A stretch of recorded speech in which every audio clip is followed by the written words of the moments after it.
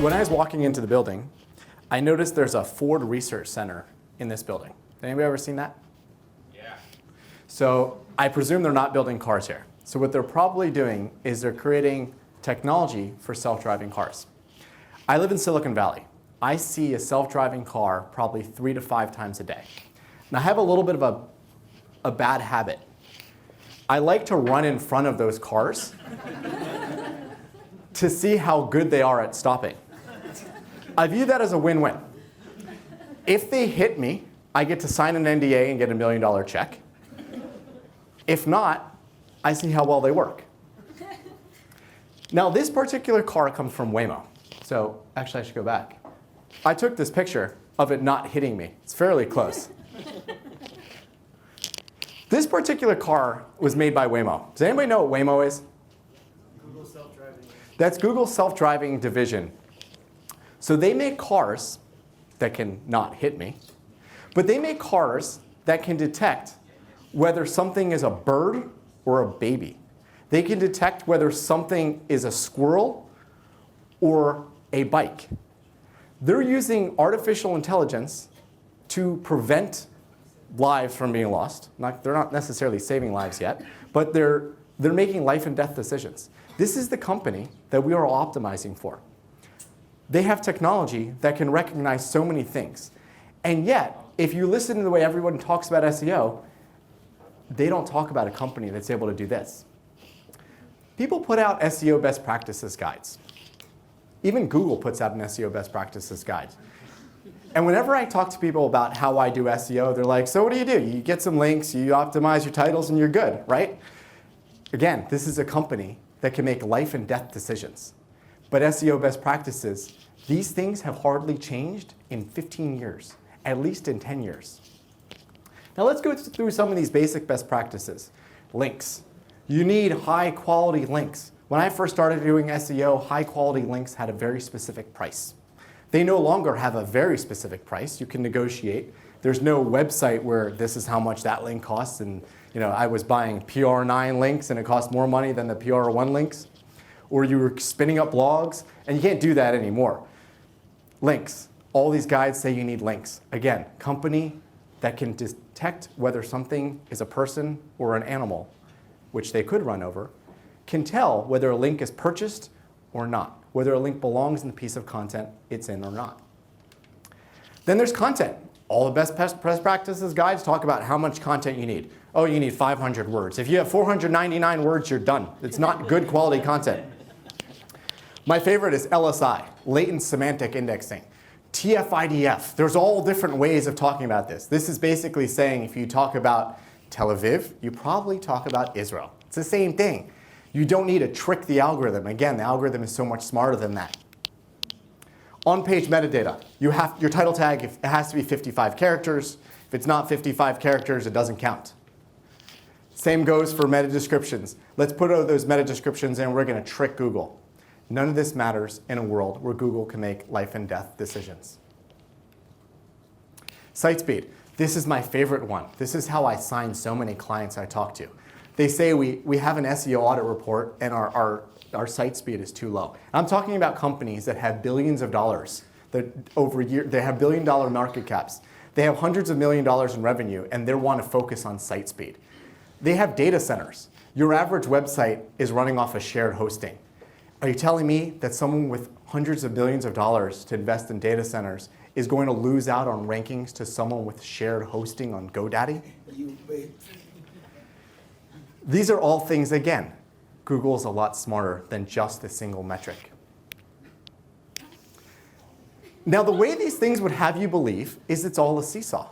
You do something, your rankings go up. You forget to do something, your rankings go down. This would be a utopia. Utopia would be a place where everything is absolutely perfect. Now that's impossible because if everyone followed all the rules and everything was absolutely perfect, who wins and who loses? It's like when you want to be better than your neighbor, you can only be better than your neighbor if your neighbor is worse. If everything is all even, you have nothing to show off for. So all these SEO best practices guides would have you believe there's some very simple steps to success. If everyone follows them, guess what? Everyone ranks number 1. Now here's the problem with this in reality. And I apologize that these screenshots are specific to a place called Denver, Colorado. It's because if I would do this for Israel, they would be the wrong language and they wouldn't make sense anyways. So I did this research for Denver. So here's a query. It's a high-value query. Best pediatrician in Denver. It's something that everyone wants to be best. It's something a lot of people search. There's high search volume here. And the top 4 sites are not high quality. But let's dig into these sites. This one is number 9, Rose Pediatrics in Denver and Highlands Ranch. I actually gave this presentation and someone thought that I made it for them because they were born in this place. But this is just what's ranking number 9, best pediatrician in Denver. Now I like using Ahrefs, and Ahrefs has a rank score. If you're not familiar with it, it's a domain rank. You can see from the little orange there that it's not all the way around. So even if you've never seen this before, 100 is the top. 12 is not close to 100. So Rose Pediatrics is ranking number 9 on a high-value term, and they have a score of 12. They have 43 referring domains. If we were looking at this, we would say that this doesn't have a chance to rank. And their site speed sucks too, by the way. Now here's another one. This one, specific doctor, he's ranking on this query, Southeast Denver Pediatrics. He forgot to read the best practices guide. He didn't put the keyword in the title, yet he's still ranking. This is number 3 on that query. And then this is my favorite, number 8. Are you guys familiar with MapQuest? I didn't even know they still existed. This website didn't know about having at least 500 words of content because they have no content at all. It's just a MapQuest URL. So again, best practices doesn't seem to be working in real life. Now I like to think of SEO as each website having its own fingerprint. Every single website is completely different from another website. The way your website is going to succeed in SEO is the way your website has already succeeded in SEO. And I like to identify the fingerprint of every single website and figure out how they can continue to win at that. And that's what I'm going to share with you. So first of all, SEO is dynamic. We've just walked through some examples of how best practices aren't working. A lot of times when people are tweeting at John Mueller, they have to do with like links. This guy in particular is trying to snitch on someone else, like, hey, they're not sharing links, and John Mueller is just, he responds that you focus too much on links. Everyone's always talking about links. Here's the secret to get links. But SEO is so much more dynamic in links. I mean, he's saying we use hundreds of factors in crawling. So if you still think that SEO of a decade ago is the same as SEO of today, then your best hope is that your competitors believe the exact same thing. Because if they don't, then they're going to get ahead of you. So we're going to change our thinking. We're going to throw out all these best practices. We're literally going to burn best practices. That's a hashtag if you want to share that. So we're going to burn best practices. Forget about the whole idea of here's a way to win and here's the way to get all your rankings. And everyone, if they do it, everyone ranks number 1. So we're going to use something called a growth mindset. So growth mindset is something that comes from Stanford, where Stanford professor came up with this idea, where fixed mindset is you believe that these are the rules, you were born, and this is what you can do, and you can't play tennis, and you can't swim, and you can never do it. And the growth mindset is everything you believe can be changed. You can work at things. And I think we need the same growth approach to SEO. Doesn't matter if your site speed is terrible, you can still win. Doesn't matter if you're a startup and your competitors have great links, you can still win. My favorite tool of all is the Google Search Console. I'm going to show you ways I use it, but afterwards you can come over and I'll tell you that I don't actually use it in the ways I'm showing. I actually use the Google Search Console API. And if you're not using the Google Search Console API, actually if you're not using Google Search Console, you should do that right away. If you're not using the Google Search Console API, you should do that right after you start using the Google Search Console. But my favorite tool is Google Search Console because this is Google's way of giving us their Google Analytics. They're showing us how Google looks. They're not giving you a cut of looking into your data. This is not your data. This is their data. They're showing you impressions of things that happen on Google. So you can see things even if no one has clicked through.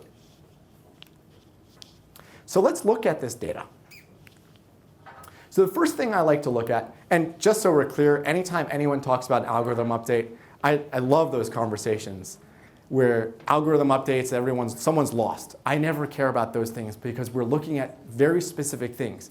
You can't say someone has lost a lot of traffic from an algorithm update. You have to say they've lost a lot of traffic on one particular part of the site, and we're going to look at that. I have clients that have get over 1 billion impressions a month on Google, and they get hit by stuff all the time, but it's really, you can carve out where they've been hit. It's not a global update. It's not Google has decided they hate their site. Google has just caught on to all the bad stuff they've done on a particular part of their site. So the first thing when you're looking at Google Search Console, look at traffic for the homepage. So this is disingenuous here, I'm sorry, but you can't really do this in Google Search Console unless your homepage is home.php or home.html. So if you have a specific URL for the homepage, you can do a filter. If not, you actually have to click through on your list of pages. Find the traffic that's going to just the homepage. That's your free traffic. That's traffic you've earned. If you've lost traffic on your homepage, that's bad. That has nothing to do with an algorithm update. Actually, if you lose a lot of traffic, that's because you could have been blacklisted. Now do the reverse. Look at traffic that's not on the homepage. This is the valuable traffic. This is the traffic where you're doing SEO. It's not because of your brand.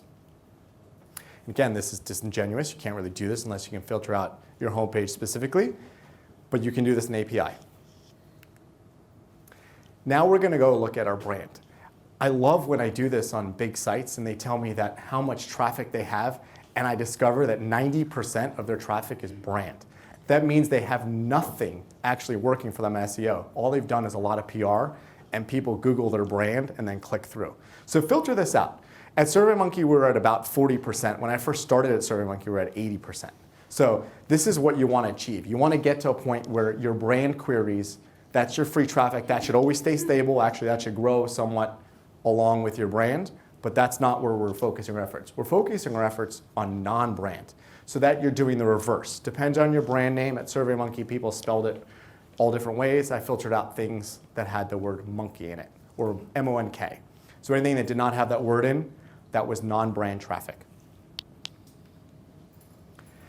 Now export this. So put this in a CSV.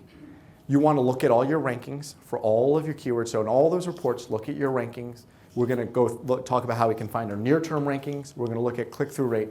And finally, we're going to look at URLs. And this is something I've done a lot with larger companies where they think that more is better. So they say they're ranking on 1,000 pages. What happens if we make that 100,000 pages? Actually, what happens when you make 100,000 pages is those 1,000 pages now start competing with those new pages. There will be a net positive, but there will also be a lot of negative. So you want to find those cannibalized URLs. Next, you also, this is the only time I'm going to mention another tool, you want to research the vertical. So if companies and sites in your vertical don't have a lot of links, you don't need a lot of links. If companies in your site and your vertical don't have a lot of content, you don't need a lot of content. Every single vertical will be completely different. So here's one I looked at, best baseball gloves for 2019, and these are just lists. Just find out what's ranking in your vertical and you can do it. Like, there have been sites I've worked with where everyone they're competing with has all sorts of porn on their site. So that's probably not going to hurt anybody that does that because everyone does it. That's the way Google needs to be. Google can't have results where they say we can't find any results because everyone broke the rules. They're always going to surface something, and as long as there is some content, and it doesn't matter whether, if everyone's bought links, then they're going to surface content with bought links. They can't penalize everyone. Now that we have all of this data, so we understand what URLs are ranking, we understand what URLs are cannibalized, we understand what our click-through rate is, have this broader understanding. It's not just we have X amount of traffic or we've been hit by this algorithm update. We're going to use this data to actually profit from it. So the first thing you want to do is identify queries with many impressions. This is my favorite keyword research tool. Actual Google queries that are surfacing my website. This is actually my personal website. I don't get a lot of traffic, but I've discovered some queries where I'm showing up, and now I know that people search those things. You can't necessarily find all those things in a keyword tool. But if people are searching it, these are actual queries. Next, you want to find keywords that are on the cusp of ranking. Now, this could be number 8. This could be number 3 if it's on mobile, or it could be number 11 and you get into the first page. That's so much more important to invest in than anything you're going to get from a keyword research tool. You want to find the keywords, people are already searching, you're already getting impressions, all you need is a little push to get it over the top, and now you get a lot more traffic. Again, more valuable to invest in what's already working than to come up with things that may work, and now we'll invest in it, and 6 months from now we'll find out if it worked. And then this, I think, is the most valuable metric that anyone should be looking at for SEO. And this only comes from Google Search Console. This is your click-through rate. If you can improve your click-through rate, and anybody, even if you're bad at math, this makes a lot of sense. You can get X amount of queries, which is impressions, X amount of clicks. If you double your click-through rate, guess what? You've doubled the clicks that are going to come through. So if you can focus on improving your click-through rate, you automatically get more traffic. You don't need to rank higher. And the way you can improve click-through rate, we'll talk about, is by improving what people will want to click in on. And we're going to use data to figure that out. As far as links, if a page on your website already has links, learn from that and figure out how to get more links just like that page already has links. Here's a URL on my own website that accidentally got links. I need to do more of the same to get more links. I don't need to come up with a new way to get links. I just need to do what I've already done, and I get more links. So now we're going to talk about click-through rate. So when you're optimizing for your click-through rate, you want to iterate on your title tag. More important than ranking on search queries is getting people to click. And my favorite examples of people that iterate on their title tags and the meta descriptions, which is next, are travel sites. So here's TripAdvisor, Hotels.com, Expedia, and Booking.com. They found ways to try to get people to click through. This is not about ranking, this is about clicking. First one, top 10 best hotels in Denver from $75. As if in Google they've already fixed the rate and it's not dynamic. Moving down, we have the 30 best hotels. Notice how Hotels.com only has 10 best hotels, but Booking wants you to know they've actually got 30. They're optimizing for that number. Is it 10? Is it 7? Is it 11? You may have heard that you should put numbers in your title tags and numbers in your meta descriptions. Test it. See what happens. And then once you figure out it's good for you, find out what that number should be. Same goes with meta descriptions. What are you going to put in there? Yes, meta descriptions aren't counted in the Google algorithm. But guess what they do count for? This is your ad copy. This is what's going to make people click through. If you've written the right thing, even if you rank number 9 and you have a certain amount of clicks that always come through, but you improve the snippet that people see and they click more, you will make more money. And then this is my favorite way of growing links. So this is my little secret for you guys. Number 1, surveys. So I worked at SurveyMonkey for a long time, stumbled upon this accidentally. I got Bing to link to me because I did a research survey. So Bing linked to me on their blog. So create original research. You can use any sort of survey tool, even Twitter. So you can run a Twitter poll and write about that Twitter poll, and people will link to you as an original source of data. And there's anything you can poll on. The second is instead of me buying links on TechCrunch, I spent time trying to become a TechCrunch writer. And I did this with a number of blogs. So all the effort you would put in to buying a link on an authority website, just put the same effort into becoming the writer for those authority websites. If you want to do this sneaky, put all that effort in and then get someone else to write your content. But become the writer. Don't look to pay the writer. Create your own natural links. And finally, we're going to turn this into a process of experimentation. So we have all of our data. We know what we think might work. We want to experiment into making it work better for you. So I do this constantly, and I do it in a scientific way, but it is not at all scientific. Because in order for a scientific test to be real, you need statistical significance. You have to know all your variables. And with SEO, you can't, because Google knows all the variables, and you're just pretending. So I do it in a quasi-scientific way. So to do that, I come up with a hypothesis. I'm doing something, here's what I hope will happen. I want traffic to go up. I want traffic to go down. I want my site to get penalized. Or, more likely, nothing will happen. So imagine that. You want to run a test and say, I'm going to buy a bunch of links. And I did this all the time. I bought lots and lots of links from Fiverr to see if I can penalize a site. And my hypothesis was that nothing at all would happen. And guess what? That's exactly what happened. So that's a successful test because I want to prove that Google could ignore those links. So now I've learned that Google can ignore those links. But take risks. Also try to get a site penalized. Because if you can get a site penalized, you can figure out what's dangerous. And you can also redirect them to your competitors. Which I think is illegal. And then you write your hypothesis and write exactly what you're going to do. So you write your title tags. This is probably really hard to take pictures of. I don't have to share the slides with you. Put your numbers in there. Put updated. A lot of times you'll see a title tag that'll say updated. It was just updated when someone searched it. Now this is the title tag. It has the word updated in there. Try everything. Put in, just because title tags need to be 55 characters doesn't mean you can't make them 100 characters. They may show up, or you may have those ... which make someone want to click through to see, what did I miss? What did Google cut off for me? Crosslinks, I find those to be very valuable. Anytime I'm trying to boost a page, crosslinks have always helped me. Release a page, don't give it any crosslinks, and then give some crosslinks, figure out what can happen. JavaScript, not going to steal Ari's thunder, but test it. Figure out what you should do with JavaScript, whether it's good or bad for you and for your vertical. And finally, de-index pages. I found this to be very successful with sites that are very, very large, where they come up with this idea of 1,000 pages are good, 100,000 are better, and a million is a really, really good idea. So start de-indexing pages. If it doesn't work for you and you hurt your site, just bring them back. Take risks. Really try to figure out what is working for you.